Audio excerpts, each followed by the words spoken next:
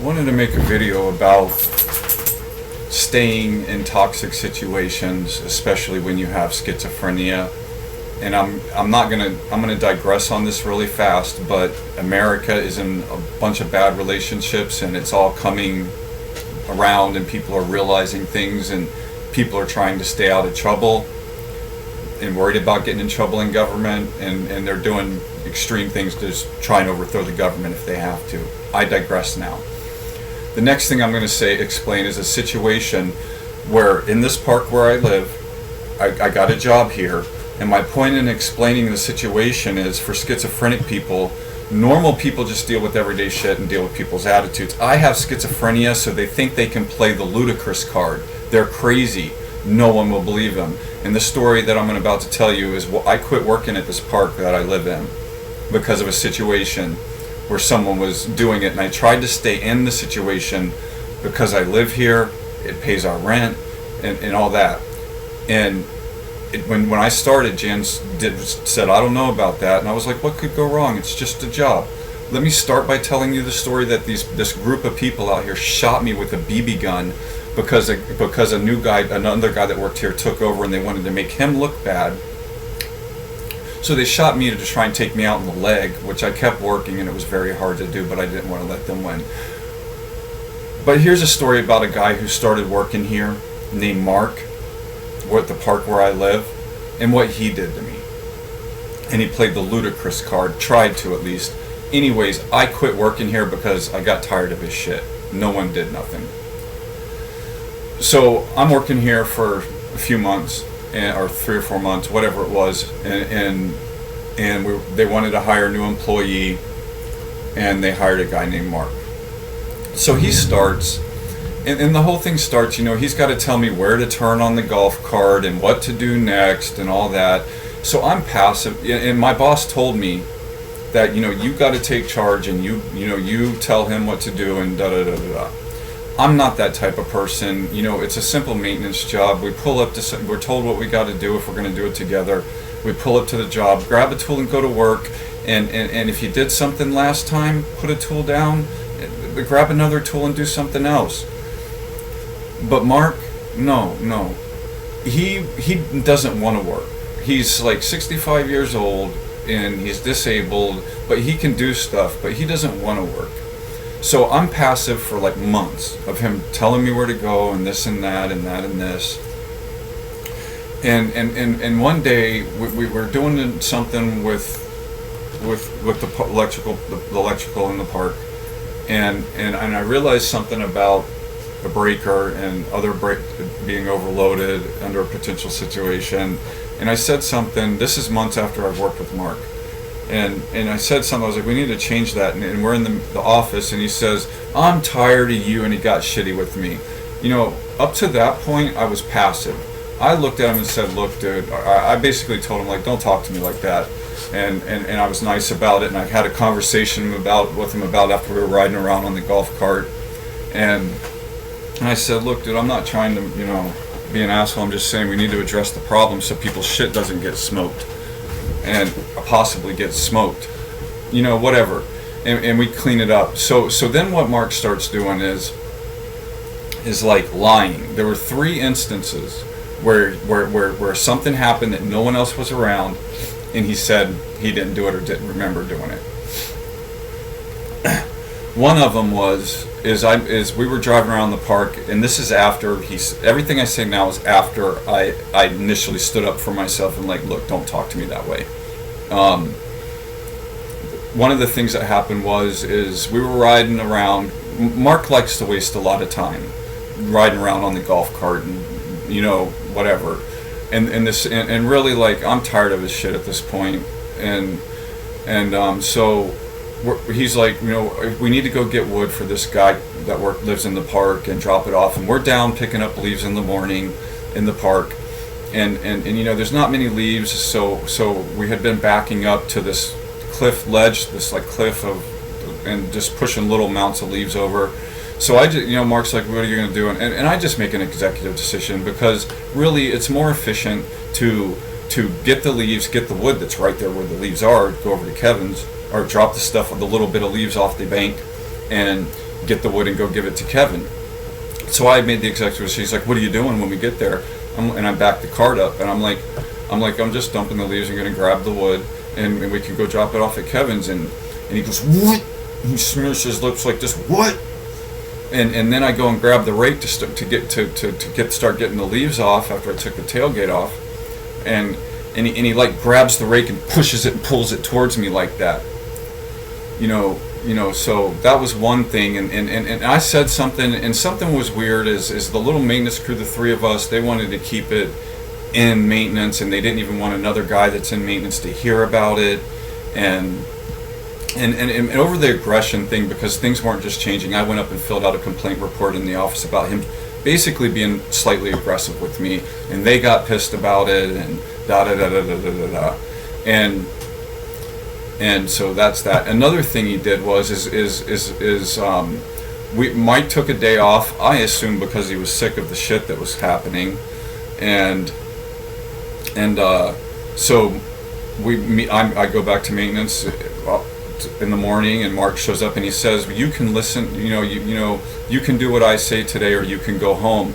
And I let it pass for a few seconds, and then I said, Mark, I was like, why did you say, he wanted to control the situation, and I asked him, what do we got to do today? And he's like, we got to do this and this. And I was like, so if we just got to do stupid little stuff, then why did you tell me that I can do what you say or go home today? He says, I didn't say that. I was like, motherfucker, and so I started. The last thing he did was, the third thing he did was, another day Mike wasn't there, and Mike had told me he wanted me to see me on the lawnmower, on the riding lawnmower, and it's not really something that I'm really, I'll do it. I want to do it. It's easy, but it's just like. So, anyways, so Mark's like, what do you want to do? Blah blah blah. Asking me what I want to do, what I'm going to do. I guess what I'm going to do, what I want to do. Well, Mike's not there, and he says, do you want to weed eat, mow, or do the riding lawnmower? And he does his little game thing he does where he throws things back and forth for a while, and finally I say, I'll do the riding lawnmower, you mow and push, or you weed eat and do the push mower. He walks away from the cart for a second, comes back, and says, okay, you weed eat and mow, and I'll do the riding lawnmower. The next day, I went up in the morning and talked to Mike and said, Mike, Mike said this, or Mark said this and this and that yesterday. And then a few hours later, Mike tells me, well, Mark said that he gave you the option of what you wanted to do, and he said you wanted to do the mower and the weed eater. And I was like, that's not true, dude. And I told him what I just said. So Mark plays these games, and you see, the thing is I have dude, Social Security printed out a stack of the jobs I've had. Told my mom when I first, the Social Security thing happened, that just based on this printout and of how many jobs he's had, he's going to get Social Security. That's what she told her. And the thing is the reason I have all those jobs is because of people like Mark. Dude, once I see a certain behavior, I'll get out. And the thing is because I lived here, it was paying our lot rent, and I was making a little extra money. I tried to stick with it. Mike's telling me that, he's going to deal with Mark and this and that, and I'm just like, whatever. And it even went to a situation with this place that led to me quitting working here, is for like 3 months, I tried to get a signature from them to get approval so I could get my medicine and my doctor's appointment and get them covered. Well, I had to file 3 applications with DCF because they didn't give me the signature the first time, the second time, and the third time is when I quit, because I went up to the office and handed them papers. Said, look, when I get a signature for this, I'll come back to work if you want me to. Or I said, I'll come back to work. Then I went up there like a week later because nothing happened, and the regional manager was there, and I put the paper on the desk, and I put my keys on the desk, and I said, if you guys get this signed and you still want me to work for you, I'll come back, but I'm not working. And she was like, what? This is the regional manager. And I'm like, yeah. And she got the paper taken care of and all that right then. And there was a meeting with Mike and her and the new manager and me. and really like I pretty much think I was pretty much disrespected in that. And the regional manager said, I don't appreciate you coming up and saying that you're not going to work. Normally I would fire someone for that, but you have you're asset to this to us. But the thing was, she said she was going to separate Mark and I permanently, but still I wanted to wear my camera. I started wearing a camera. Mike told me that it really messed Mark up that I was wearing a camera. To take things even further in explaining how fucked up this is, I have a camera that I can wear on my head. I paid $180 for it. It has a Bluetooth remote. The thing is I start wearing it. The first camera I tried to start wearing. Every time Mark gets 175 feet away from me, it's got a speaker in my ear that says stop recording. So I turned it back on. And then I started like 4 times. I noticed every time Mark comes around, the damn thing stops recording. So I go into it to try and turn off the remote function on it, and I can't. So then what I do is take a phone and wear it around my neck and put it in airplane mode so there is no interruptions with what I'm recording. And then she tells me, you can't have your camera here, blah, blah, blah, blah, blah, blah, blah, blah. And so I'm like, I'm done. I quit. I'm just done. You're going to tell me I can't protect myself from, this crap. It's ridiculous. So my point is it's hard enough for people to deal with people like Mark and the shit that they do and the stress and how you can be passive to it, and then you stand up for yourself, and then they start lying and saying that being aggressive and saying things and then telling other people they didn't say him, or it didn't happen, or he didn't remember being aggressive, and then he's going to say to Mike, well, I told you all I had anger issues and all this other shit. For a normal person, it's probably just stress, but for a schizophrenic person, they get to play the ludicrous card. They get to play the crazy card. It's not cool. And I'll take shit a little further with what I said about the cameras. Someone's fucking up my internet. It's like a phantom. You know what? But I've secured my internet. I bought a lot of cables, replacing what I can as I can. And it's interesting how the problem stops when I unplug everything wireless now that's on a different virtual LAN. It's interesting. It all stops. I plug it back in, starts again. Unplug it, stops. Plug it in, it starts again. I've done that over and over. I put a router with a 900 megahertz bridge at another person's house, in a router that I was using as an access point with the same name as the one that I have here. It was a router in my house that I was using. I have 3 that I use as access points. Disabled DHCPD. The thing is I put it in the neighbor's house with the 900 megahertz bridge because I can't figure out how to get shit over to his TV because he just bought a new TV. What I find out is I think I'm pretty sure there was a stationary jammer over there by it, because it wouldn't connect to the one close here anymore and jam shit up. It connected that one over there with the same network name, same password, just on a different channel. And I would sit there and unplug the access point that I put in his house, connected through a 900 megahertz bridge.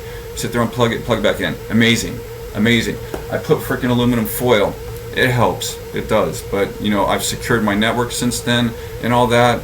Made some AI music about the FCC. It's interesting how that shit stops after I played a song about the FCC and they tamper their shit down. But it's interesting, yeah. Put a router with a 900 megahertz bridge in someone else's house, and I can sit there and make my network crash by unplugging, make my feed stop crashing by unplugging it, plugging it back in, and yeah, it's kind of crazy.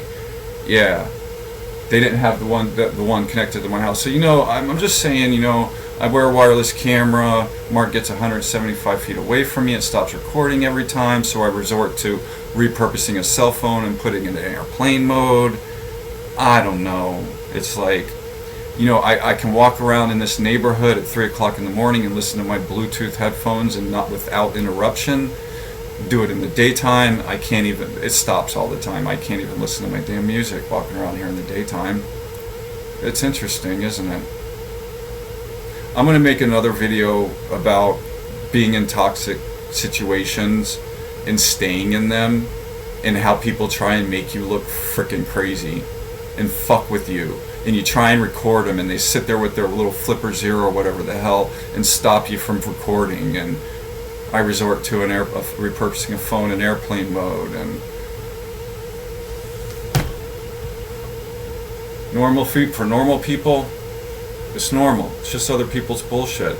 You deal with it or you don't. For me, they play that he's ludicrous, he's crazy. Who's gonna believe him?